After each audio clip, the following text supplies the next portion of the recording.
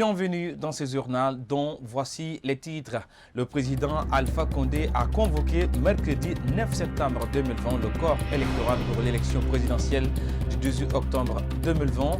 12 candidats parmi les 13 postulants ont été retenus par la Cour constitutionnelle, dont 2 femmes.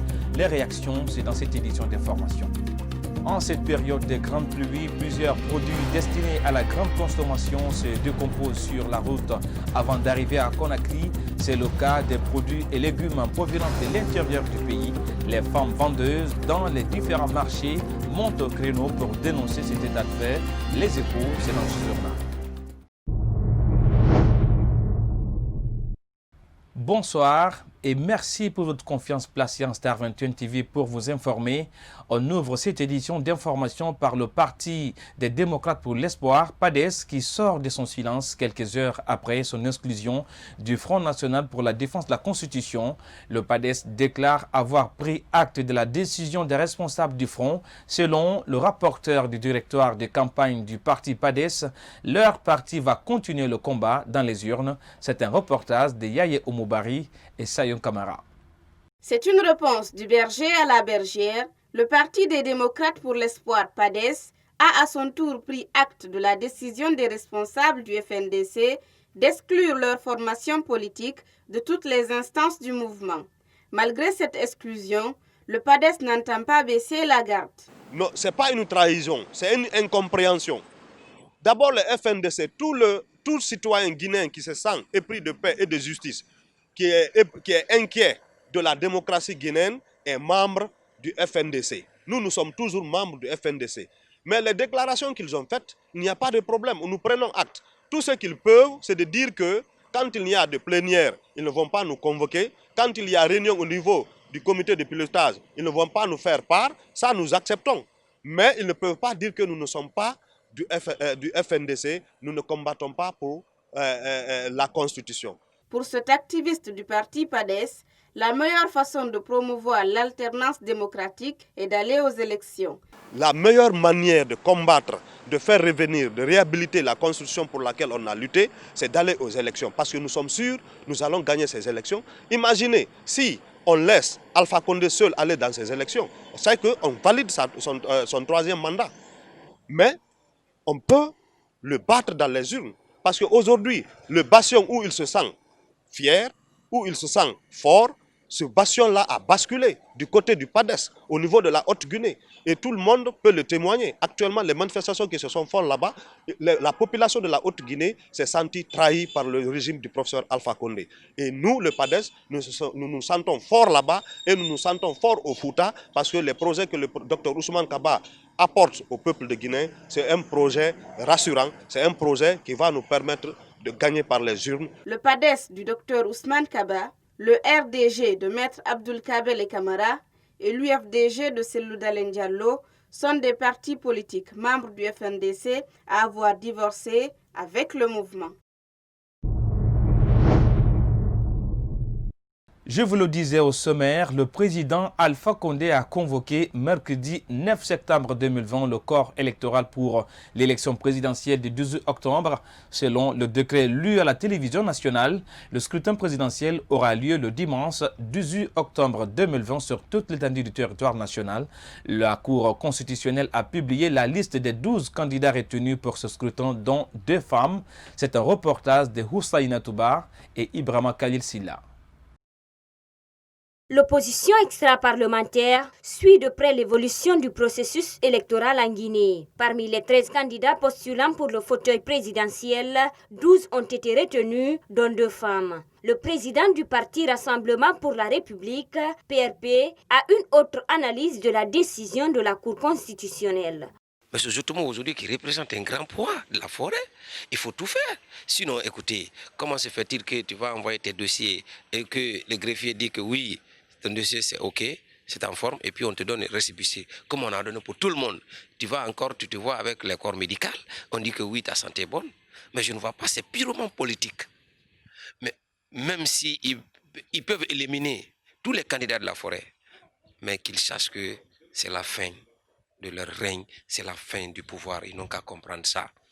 La manière la plus belle aujourd'hui pour sortir, c'est d'abandonner ce troisième mandat, c'est d'abandonner ce coup d'État constitutionnel et de tout faire aujourd'hui pour que les Guinéens se retrouvent en harmonie et dans la paix. Donc je dirais à M. Jotomou de continuer à se battre et que, quel que soit le retrait de M. Jotomou, la forêt va sanctionner cette fois-ci. J'ai demandé aux Guinéens de sanctionner le RPG dans les urnes et ça se fera. L'actualité oblige, le président du PRP a abordé la question sur l'exclusion de certains partis politiques, membres du FNDC, candidats à l'élection présidentielle du 18 octobre 2020. Le FNDC ne doit pas exclure quelqu'un parce qu'il prend part au processus électoral. Ou bien nous ne sommes pas en démocratie. Si c'est la démocratie, tous les partis, on crée le parti. Pourquoi? C'est la conquête du pouvoir et l'exercer. Mais si tu ne prends pas part à une élection, mais comment tu vas avoir le pouvoir? Je pense bien que ce que le FNDC a fait hier, c'est pas normal. Tout le monde connaît aujourd'hui la force motrice, la force de mobilisation de l'UFDG, de PADES, de RGT, etc., etc. Moi qui vous parle, le RPR, je suis membre fondateur de FNDC. Alpha Condé est l'ennemi commun de la classe politique de l'opposition. Nous devons nous battre ensemble, main dans la main, pour l'empêcher de briguer un troisième mandat, martèle Diabati Doré. Le PDG RDA ne participera pas à l'élection présidentielle du 18 octobre 2020. Le parti a déclaré n'avoir pas eu un candidat charismatique pour porter haut le flambeau du parti RDA lors du scrutin présidentiel.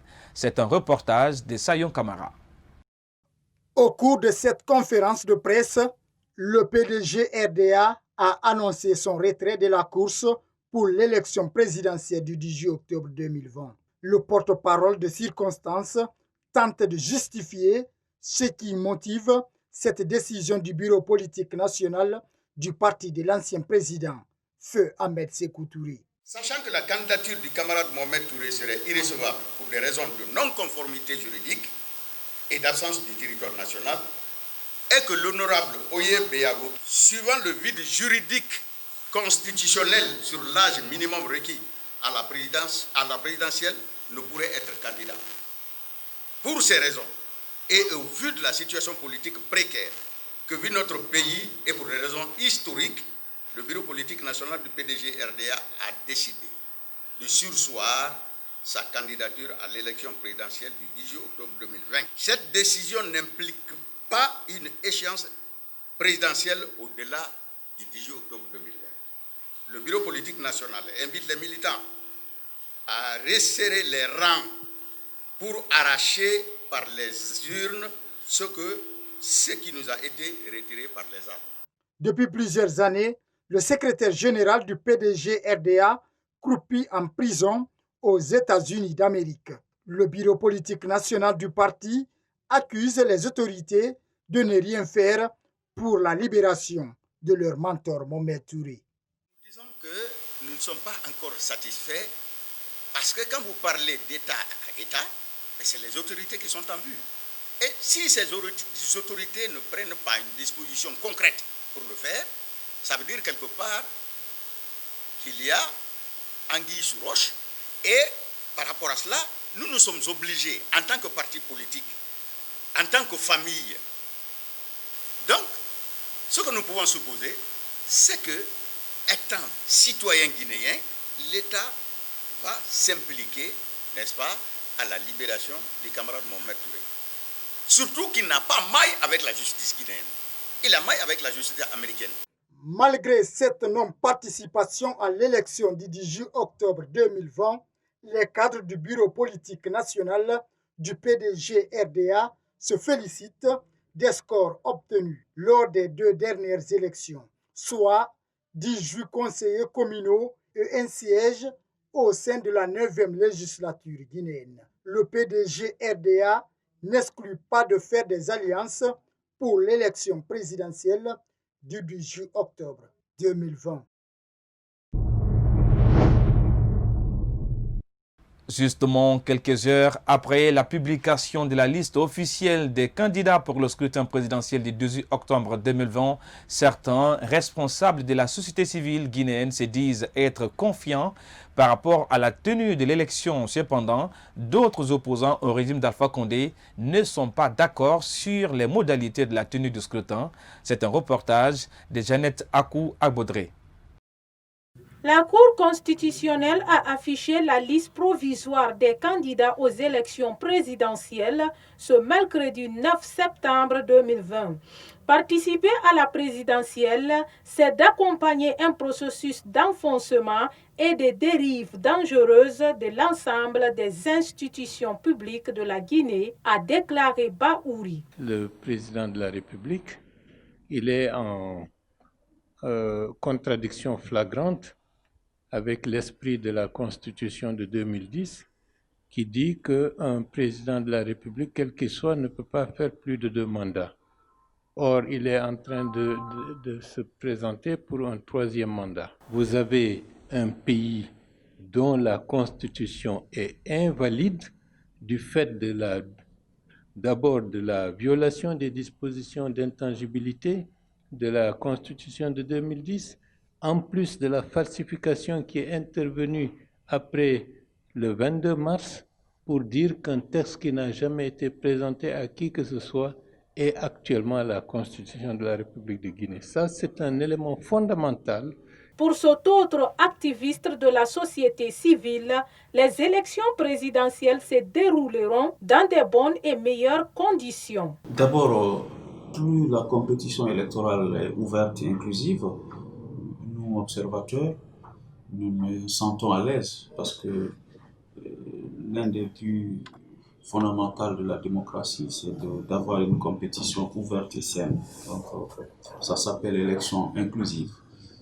Notre mission aujourd'hui, société civile, se limitera à la création des conditions pour une compétition équitable, transparente et inclusive, c'est-à-dire en observant l'ensemble des étapes du processus pour que notre témoignage puisse servir de garantie et d'appréciation du processus électoral. Donc, nous allons non seulement déployer 10 000 observateurs sur l'étendue du territoire national, mais surtout, ce qui est plus important, nous allons sensibiliser la population pour qu'elle soit capable de faire un bon choix. Quelques citoyens se demandent si toutes les conditions techniques sont réunies pour un scrutin libre, équitable et transparent. En cette période de grandes pluies, plusieurs produits destinés à la grande consommation se décomposent sur la route avant d'arriver à Conakry.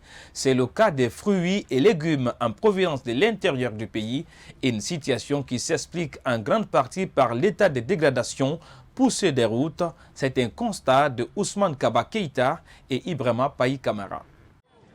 Nous sommes au marché de la tannerie, dans la commune de Matoto. C'est ici qu'on achemine la plupart des fruits et légumes en provenance de l'intérieur du pays. Ces derniers temps, ces fruits et légumes destinés à la grande consommation sont dans un état de putréfaction à cause de l'état de dégradation poussé des routes. La route n'est pas bonne, sinon si la route est normale, le camion quitte Désiré Kouré à Conakry 3 à 4 jours.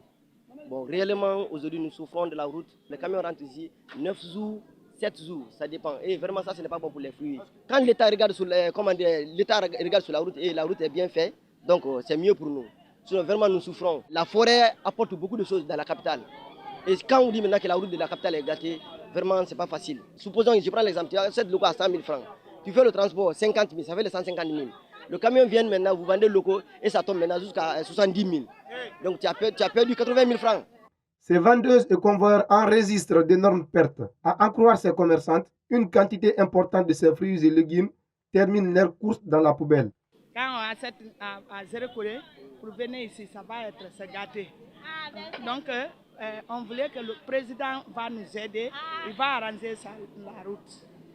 Affectées dangereusement dans leurs activités et dans leurs sources de revenus, ces femmes interpellent l'État face à ses responsabilités. Nous perdons beaucoup même. Avant que nos effets rentrent ici, beaucoup de choses se gâtent. Nous demandons aussi aux États aussi de nous aider. Beaucoup. Nous souffrons. En attendant qu'une solution ne soit trouvée par les décideurs, ces mères de famille prennent leur mal en patience. Parlons toujours des transports. Il faut dire que certains conducteurs de taxi découpent actuellement les tronçons pour générer plus de revenus en violation des principes édictés par le syndicat des transporteurs. Ces taximans doublent, voire même triplent le transport aux usagers. On fait le point avec Noumousso Doumbouya et Alassane Souma. Il n'est secret pour personne. Certains taximens se livrent au découpage des tronçons dans l'intention de se faire plus de recettes. Une pratique que condamnent ces chauffeurs. Ici, là, c'est l'affaire de l'embouteillage. C'est l'embouteillage qui nous fatigue. Parce que s'il y a les bouchons, par exemple, entre ici et l'aéroport, si tu vas faire ça 1h38 ou bien 2h du temps, hein, là, ça revient du perdre. Les chauffeurs de l'aéroport, ils préfèrent devenir jusqu'au Bambeto ou bien de l'aéroport à Bambeto. Après, ils tournent là-bas, ils continuent. Quoi. De toute façon, qu'on est comme ça. Il y a certains chauffeurs qui découpent le tronçon à deux. Il y a certains que tu les vois de l'aéroport à Bonfui, ils coupent. Il prend le tronçon. Arrivé à Bonfui encore, il dit Madina. Arrivé à Madina aussi, il dit Matam, Matam. Matam aussi, il prend les gens, il dit l'aéroport. Donc les chauffeurs, il y a d'entre nous ici, ils coupent le tronçon. Normalement, ce n'est pas bon, ça c'est du péché. Les victimes des effets collatéraux de ce découpage des tronçons sont des usagers. Tous dénoncent cette attitude inhumaine des conducteurs de taxi à Conakry. Au lieu qu'ils payent le tronçon une seule fois, donc une seule tronçon sera payée 2 fois. Donc économiquement, ça va jouer sur la personne, même s'il ne te dit pas. Donc tout ce que moi j'ai à dire aux frères qui sont chauffeurs aujourd'hui, ils n'ont qu'à accepter en toute conscience d'éviter ces arts de travail. Ce n'est pas du tout bon. Hein? Ils ont droit laisser l'ancien tronçon là, hein? là où ils ont l'habitude de payer, donc ils n'ont qu'à laisser là-bas. Et pourtant, le syndicat de transporteurs veille au grain sur le respect des principes édictés pour faciliter la circulation des personnes et leurs biens. C'est lui qui a découpé. Par exemple, tu t'es marqué ici comme Madina. Si il a dit bon film, ou bien refuser de payer le transport, il faut refuser. D'aller voir le commissariat qui est après de vous, allez-y là-bas. Ou bien tu te retournes envers nous ici. On va mettre 20 à ça. Depuis l'apparition de la Covid-19 en Guinée au mois de mars, tous les tronçons ont doublé dans la capitale guinéenne. Des citoyens peinent à se déplacer à cause du coût élevé du transport. La nouvelle technologie de l'information et de la communication présente des opportunités d'enseignement, mais aussi des dangers pour l'éducation des enfants en Guinée. Au lieu d'apprendre avec les antiques, les élèves se divertissent au contraire, une situation peu appréciée par certains parents, ONG et même des responsables de l'enseignement guinéen. Reportage de Kadiatou Bari et Alassane Souma. De nos jours, au moins 80% des enfants ont accès à la nouvelle technologie en Guinée. Pour ce responsable éducatif, au fur et à mesure qu'on développe l'éthique, cela risque d'affecter le personnel du système éducatif ainsi que les élèves. Il faut en quelque sorte un travail en amont. Un travail en amont reviendrait d'abord aux parents d'élèves qui achètent des smartphones, des iPads, des Samsung, des iPhone 11 Pro, qui peut coûter 12 millions, 13 millions pour donner à leurs enfants. Et de l'autre côté, il revient aussi aux enseignants de cesser d'être les centres de gravitation du savoir. Lorsque l'élève trouve son goût dans ce que vous enseignez, il trouve du plaisir. Mais si vous utilisez des méthodes archaïques, antiquistes, ou bien des méthodes moyenâgeuses, l'enfant somnole. Et quand il trouve qu'il somnole en salle, il va utiliser son téléphone. Mais s'il sait que tu peux lui dire, ouvre ton téléphone, fais la recherche sur tel élément et lis-moi ça, alors là, voilà, c'est son monde. Même son de cloche chez les activistes de la société civile guinéenne qui interpellent les parents face à leurs responsabilités. Je pense bien, les parents d'abord sont les premiers responsables. Par exemple, à la maison, si vous remarquez, les décodeurs de Canal+, ils ont un code qu'on appelle le code parental. Sur la télécommande, vous allez voir un petit cadenas qui se trouve en bas. Ça permet aux parents de coder, mettre des chiffres réellement qu'ils ne vont pas oublier, juste pour empêcher les enfants de regarder des images qu'ils ne doivent pas voir à leur âge. Et il y a des parents qui ne savent pas qu'on peut surveiller le téléphone de leurs enfants à travers les codes, les applications VPN, qu'il faut voir réellement ce que ton enfant est en train de faire avec son téléphone, s'il s'agit de faire des études ou des jeux vidéo ou regarder des images réellement qui ne donnent pas une bonne image avec les enfants.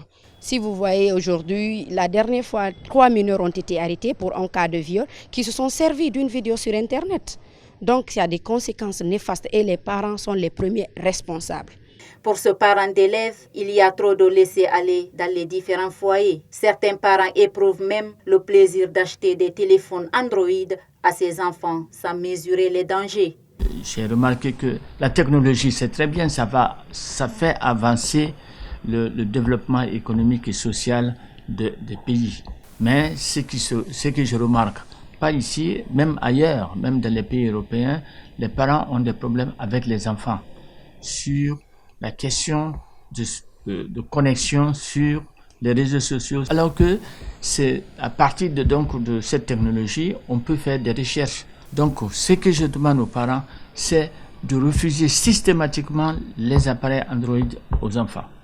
À l'unanimité, des observateurs plaident pour la réglementation de l'utilisation de l'Internet et de nouvelles technologies pour sauver l'école guinéenne. Direction l'intérieur du pays. Après 2 ans d'exercice, les autorités communales de Daralabé n'ont pratiquement aucune action réalisée à partir des fonds propres de cette localité rurale à présenter comme bilan. Le maire de la commune rurale justifie cette insuffisance par le manque de ressources humaines sur lesquelles s'appuyer et une incapacité notoire de mobilisation des ressources internes pour conduire des initiatives de développement local. C'est une dépêche de notre correspondant basé dans la région de l'Abbé. La commune rurale de Daralabé est loin de retrouver le chemin de son développement local. La nouvelle équipe du conseil communal, installée l'année dernière, ne parvient pas à mobiliser les ressources internes pour mettre en œuvre les actions prioritaires inscrites dans son plan annuel d'investissement. Il y a quelques activités par des citoyens qui se font à travers les groupements et autres. Tout ça, donc les fonds propres, vraiment, on n'arrive pas tout à fait à les mobiliser pour le moment. Un des axes au niveau des taxes d'habitation, par exemple, on a cessé depuis la Première République pratiquement de payer ces taxes. Le problème des ressources humaines vient aggraver cette situation de la commune rurale de Daralabé. Au niveau de la commune, il y a un problème de personnel, de ressources humaines que nous avons au niveau de la commune même pour mettre en place une administration communale fonctionnelle. Ainsi, depuis qu'elle a été installée, cette nouvelle équipe du conseil communal de Daralabé n'a pas trouvé des personnes indiquées pour meubler les 9 commissions de travail prévues par le Code des collectivités en vigueur en République de Guinée. Comme c'est recommandé dans le Code des collectivités, il y a 9 commissions qui sont mises en place, mais le meublement de ces commissions n'est pas encore tout à fait terminé. À cela, il faut ajouter que c'est un diplômé sans emploi qui fait office de secrétaire général de la commune rurale de Daralabé. Sans oublier que le maire ne peut pas mettre la main sur son receveur communal quand il le veut, car l'intéressé est à cheval entre Daralabé et d'autres communes de la préfecture de l'Abbé. C'est pourquoi, pour limiter les dégâts à Daralabé, le maire de la commune rurale insiste sur la nécessité de renforcer les capacités de son équipe, constituée en majorité d'analphabètes. Dans le conseil communal, il y a des personnes qui ne sont pas des intellectuels. Et donc, pour lesquels il n'est pas aussi facile de faire comprendre ce code de collectivité qui est rédigé en français. Tous les conseils communaux méritent d'être formés correctement et maîtriser le code des collectivités. Il convient de signaler que comme dans la commune rurale de Korbé, relevant de la préfecture de l'Elouma, l'essentiel des actions concrètes visibles sur le terrain a été réalisé par les ressortissants de Daralabé. Et puis, sport, dans cette édition d'information, le président de la Ligue guinéenne de football professionnel, le général Mathurin Bangoura, veut mettre en application sa décision de rendre le tablier à la tête de l'instance dirigeante du championnat guinéen si les besoins ne sont pas satisfaits. Au même moment, les demi-finales de la Coupe de la Confédération africaine de football risquent un nouveau report. Après une première menace de rendre le tablier à la tête de la Ligue guinéenne de football professionnel, pour manque de financement, le président de la Ligue guinéenne de football professionnel, le général Mathurin Bangoura, a instruit au club de se prendre en charge pour les équipements. On tient à démarrer la saison à la date indiquée. Nous avons dit au club de se prendre en charge pour les équipements. Et tous les présidents du club sont déjà informés, a-t-il dit. Poursuivant, le général Mathurin Bangoura a signifié que le football n'est jamais une priorité en Guinée. Il faut comprendre que le foot n'a jamais été une priorité en Guinée. Mais la promesse que j'avais faite, je ferai en sorte de la tenir. C'est-à-dire, soit j'ai les moyens et mettre à la disposition de la Ligue, ou soit je n'ai pas les moyens et je quitte la Ligue. La Confédération africaine de football CAF a tenu une réunion en vidéoconférence récemment, organisée par la commission des compétitions, au cours de laquelle le problème des clubs qualifiés pour les demi-finales de la saison 2020 a été évoqué. Selon le site du Orea AC, le secrétaire général du club, Kroutumi Madi Kaba, a précisé qu'il s'agissait de parler des demi-finales des compétitions interclubs de la CAF que nous devrions jouer face à la Pyramide FC le 22 de ce mois.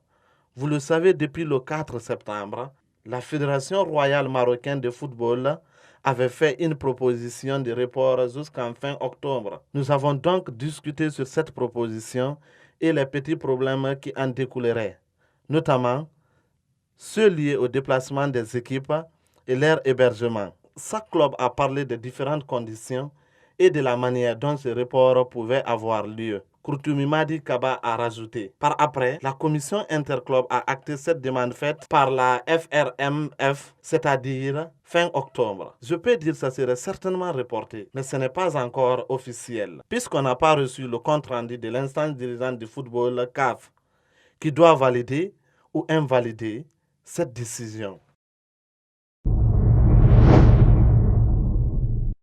C'est la fin de cette édition d'information. Merci à toutes et à tous pour votre aimable attention et bonne suite de programme en compagnie de Star 21 TV. Mais avant, je vous invite à suivre notre rubrique Écho dans la Cité, une rubrique qui donne la possibilité aux citoyens de s'exprimer sur des sujets brûlants de l'actualité sociopolitique guinéenne. Au revoir.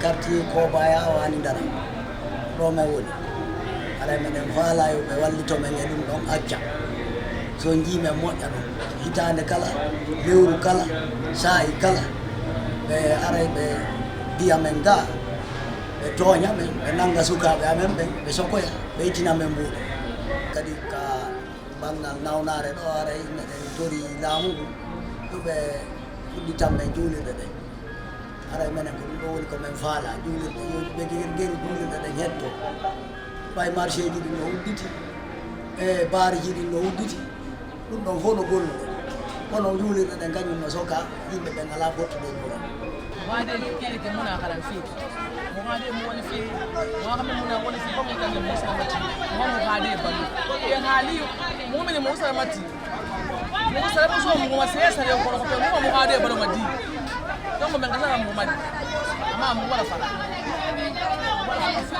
si te marse te wo to gari me to mo c'est chez me mbere gi ko ma parce que na kan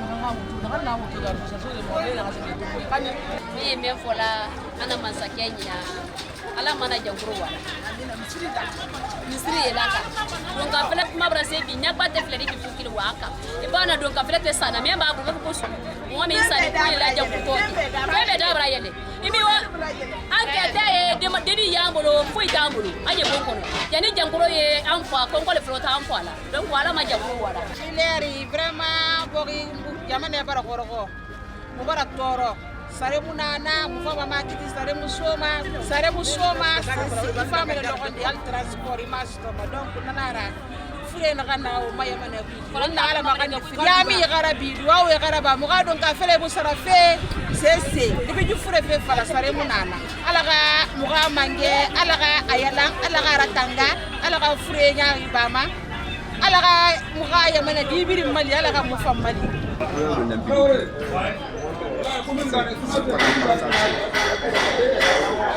C'est l'impunité qui fait qu'on ne bouge pas. Donc pour faire intervenir avec là qui a envoyé la mais les projets ne sont pas possibles. Quand on a toujours on annonce un projet, on voit que ça dit, on espère. Mais arrivé à quelques moments, on voit que tous ces projets là sont voilà. Je dirais que c'est la marginalisation de la jeunesse guinéenne qui me fait beaucoup plus mal dans ce pays. On n'est pas sans savoir que chaque année, il y a des milliers de jeunes qui sortent de l'université. Donc aujourd'hui, ce pays regorge des millions de jeunes qui sont sans emploi. Donc, si toutefois les jeunes sont ainsi, ne travaillent pas, et que l'État aussi ne parvient pas à créer des opportunités afin que les jeunes puissent en bénéficier. Donc cela va être un impact négatif qui va pousser certains jeunes à s'aventurer et d'autres aussi à passer par les flux sociaux, chose qui n'est pas du tout appréciable. On a fini des études, on a du mal à travailler. En plus de ça, cette maladie qui ravage combien de personnes, on ne sait même pas. Donc du coup, ça nous fait tellement mal, on ne sait même pas comment. Parce que la fin, on ne connaît pas la fin maintenant. À chaque fois, il y a quelque chose à dire. Nous sommes fatigués, je ne sais pas. Voilà.